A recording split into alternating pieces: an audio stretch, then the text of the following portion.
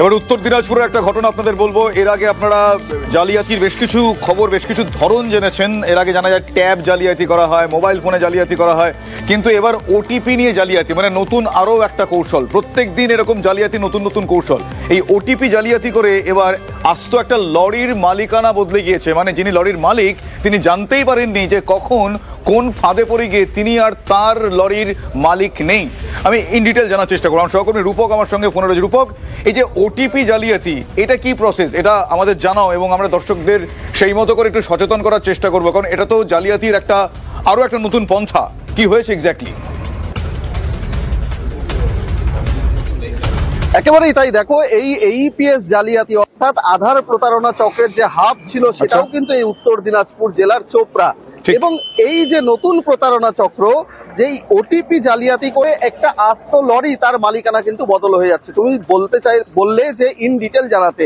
করণদিঘির বাসিন্দা এজারুল হক তিনি যেমনটা অভিযোগ করছেন যে তার একটি আস্ত লরি কিছুদিন আগে কিন্তু সেটা ছিনতাই হয়ে যায় এবং তার পরবর্তীতে সেই লরি তিনি লিখিত অভিযোগ করেন থানায় এবং পরবর্তীতে তিনি জানতে পারেন যে রায়গঞ্জ আরটিওর অধীনে থাকা সেই লরি কিন্তু চলে গিয়েছে মালদার চাঁচল আরটিওর অধীনে এবং মাত্র বদল গিয়েছে। এবং তিনি চাঁচল আরটিওতে গিয়ে যোগাযোগ করেন এবং অভিযোগ করেন এবং তৎক্ষণাৎ কিন্তু তার পরবর্তীতে তিনি জানতে পারেন সেই মালিকানা আবার বদল হয়ে চলে গিয়েছে ইসলামপুর আরটিওর অধীনে। অর্থাৎ এই যে মালিকানা বারবার করে বদল হচ্ছে, যেমনটা ইদানিংকালের সিস্টেম, তাতে কিন্তু ওটিপি জেনারেট হয়, যে মালিক রয়েছে তার কাছে ওটিপি আসবে এবং সেই ওটিপি দিলে পরে তবেই কিন্তু পরের মালিক যে ক্রেতা তিনি কিনতে পারবেন। এটাই কিন্তু পুরোটা সিস্টেম, পুরোটাই অনলাইনে, কিন্তু তার কাছে কোনো ওটিপি আসছে না, অথচ এইভাবে বারবার করে মালিকানা বদল হচ্ছে এবং আরটিও বদল হচ্ছে। স্বাভাবিকভাবেই এর পেছনে বড় কোনো প্রতারণা চক্র সক্রিয় রয়েছে, এমনটাই কিন্তু আইনজীবীরা দাবি করছেন। কার্যত বলতে গেলে যেই এইপিএস জালিয়াতি, আধার প্রতারণা চক্র যেমনটা উত্তর দিনাজপুরের চোপড়া থেকে উঠে এসেছিল, তেমনই কিন্তু একটা নতুন প্রতারণা চক্রের হদিশ। তাহলে এবার উনি কি করবেন? উনি জানতে পারলেন ওনার কাছে কোনো ওটিপি যায়নি, তারপরেও ওনার লরির মালিকানা নেই, সেই লরি ছিনতাই হয়ে গিয়েছে। এখন উনি কোন আইনি পথে গোটা বিষয়টা লড়তে পারেন, উনি ওনার লরি ফিরে পেতে পারেন, সেটা কি বলছেন আইনজীবীরা? দেখো, আইনজীবীরা যেমনটা বলছেন এবং সবচাইতে যেটা গুরুত্বপূর্ণ বিষয়, তিনি কিন্তু এই বিষয়ে রায়গঞ্জ সাইবার ক্রাইম থানাতেও দ্বারস্থ হয়েছিলেন এবং সাইবার ক্রাইম যেমনটা কিন্তু তার অভিযোগ, সাইবার ক্রাইম পাঠিয়ে দিচ্ছে আরটিওর দুয়ারে। অর্থাৎ কেউ কিন্তু নিজের দায়িত্বে রাখতে যাচ্ছে না, প্রশাসনের দুয়ারে করানেরও কিন্তু তিনি কোনো সুরাহা পাচ্ছেন না বলে তার অভিযোগ। সবটা মিলিয়ে কিন্তু আইন বিশেষজ্ঞরা, আইনজীবীরা তারা কিন্তু তার পাশে দাঁড়াচ্ছেন এবং এই তার লরি তিনি কিভাবে ফিরে পেতে পারেন। ধন্যবাদ তোমায়। আইনজীবীরা তার পাশে রয়েছেন, কিন্তু তিনি এই মুহূর্তে প্রশাসনিক কোনো সহায়তা পাচ্ছেন না। আমরাও এই খবর দেখালাম, একটু ফর্মলি দেখাচ্ছি, যাতে এই খবর দেখে যে সমস্ত প্রান্ত থেকে তার কাছে সাহায্য আসতে পারে সেই জায়গাগুলো একটু জাগরুক হোক, একটু সজাগ হোক। আপনাদের আরো একবার জানাবো যে এটিএম জালিয়াতি, ট্যাব জালিয়াতির পর এবার জালিয়াতদের নতুন ফাঁদ ওটিপি জালিয়াতি। আপনার কাছে ওটিপি যাচ্ছে না, কিন্তু আপনার জিনিস অন্যের নামে হয়ে যাচ্ছে। প্লিজ সতর্ক থাকবেন, সচেতন থাকবেন। এজারুল হক। আপনার একটা গাড়ি আছে?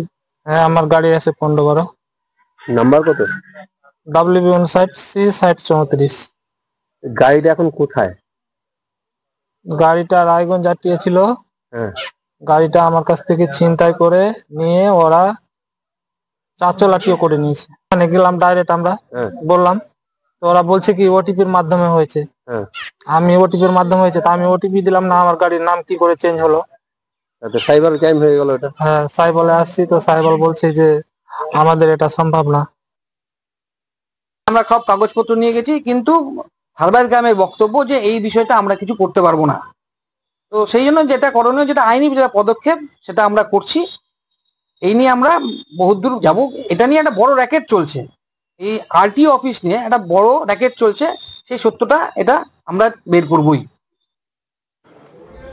আপনারা শুনলেন নতুন একটা পদ্ধতি। এক্ষেত্রে ওটিপি, আপনার কাছে কোনো ওটিপি যায়নি, কিন্তু সেই ওটিপি নিয়ে জালিয়াতি হয়ে যাচ্ছে, আপনার লরি অন্যের হয়ে যাচ্ছে। ঠিক এরকম ঘটনা ঘটেছে বলে আমি লরির উদাহরণ দিলাম, এটা অন্য যে কোনো কিছু হতে পারে। আপনাদের আরও একবার জানাই, উত্তর দিনাজপুরে এই প্রতারণা চক্র আবারও সক্রিয় হয়েছে। এর আগেও এরকম খবর পাওয়া গিয়েছিল। এটিএম ট্যাব জালিয়াতির পরে এবার ওটিপি জালিয়াতি। ওটিপি জালিয়াতি করে রাতারাতি আস্ত একটা লরির মালিকানা বদল হয়ে গিয়েছে।